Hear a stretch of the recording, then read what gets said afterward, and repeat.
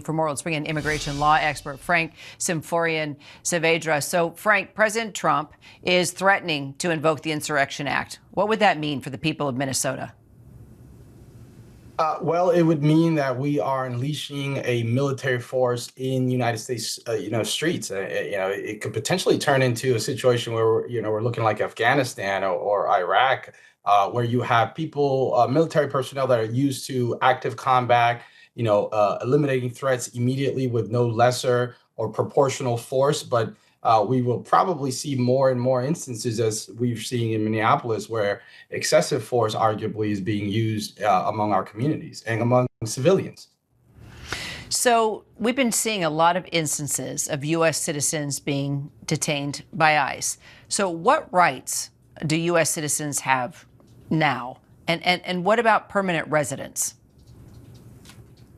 So, U.S. citizens and permanent residents, they have the right to remain in the country. They have the right to live peacefully.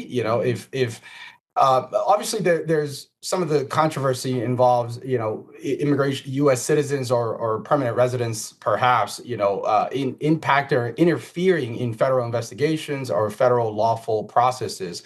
At the same time, federal immigration officials, really, the scope of their duties is to enforce immigration laws. And so if you're a United States citizen, the reality is that you are essentially outside of their jurisdiction or outside of their scope of work. So it should be very limited involvement with U.S. citizens for federal immigration authority, except outside of our borders, because otherwise it should be the FBI and local law enforcement that are dealing with U.S. citizens.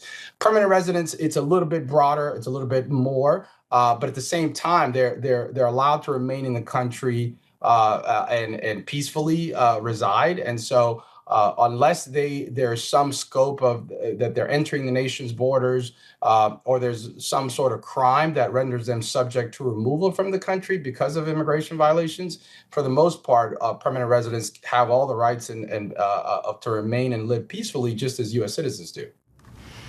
All right, Frank, there's a lot to cover and a lot to follow as things change every day. Appreciate your legal insight.